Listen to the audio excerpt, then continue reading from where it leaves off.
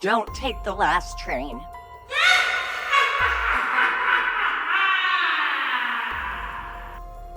Late at night, when the world slows down, the subway whispers secrets to those who dare to listen. Eun-ji, a young woman, sits alone on a cold bench. Her phone buzzes with a text from her friend. Don't take the last train. Call me if you need a ride. Eun-ji murmurs to herself. Superstitious nonsense.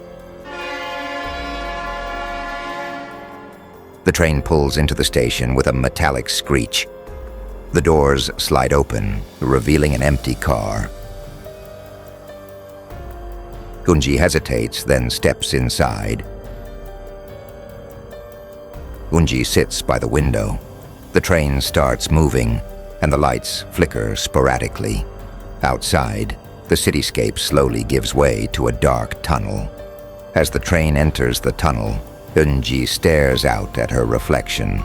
Her face appears calm, but her reflection seems slightly delayed in its movements. Eun-ji to herself. Just tired. It's nothing. She looks away, but in the corner of her eye, her reflection doesn't follow. It continues staring at her, an eerie smile creeping across its face. Eun-ji blinks and looks back directly at the window. Her reflection matches her movements now, but the unsettling feeling lingers. The train's lights flicker again. For a brief moment, the reflection doesn't disappear with the light, but remains visible, grinning in the dark. Eun-ji whispers. What the hell? She gets up and moves to a different seat. The reflection in the window remains seated where she was, watching her. Eun-ji notices another passenger sitting at the far end of the car. It's an old woman in a worn hanbok, staring intently at her. Eun-ji. Excuse me. Did you see that? The old woman doesn't respond. Instead, she mutters something under her breath in an unfamiliar dialect. Old woman, softly. They're waiting. Always waiting. Before Eun-ji can respond, the woman abruptly gets up and moves to the next car. Eun-ji hesitates but decides to follow her. Eun-ji steps into the next car, but it's empty. The old woman has vanished. The train's intercom crackles. You shouldn't have looked. Panic sets in as Eun-ji runs back to her original seat. Her reflection is no longer in the window, but the faint sound of footsteps echoes behind her.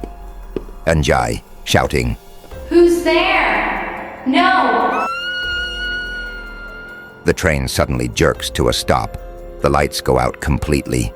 In the darkness, whispers surround her. Join us. When the lights flicker back on, Eun-ji's reflection has returned, but it's no longer her. The reflection is now a pale, ghostly figure with hollow eyes and a wide, unnatural smile. Reflection, mimicking her voice. You shouldn't have taken the last train. The reflection moves on its own, pressing its hand against the glass. Eun-ji feels cold pressure on her chest, as if the reflection is trying to pull her in. Eun-ji fights to break free, clutching at the seat handles. She remembers the old woman's words and looks around, finding a faintly glowing emergency lever. She pulls it, and the train screeches to a halt. The tunnel fills with an ear-piercing scream as the reflection cracks the window, its hand reaching out.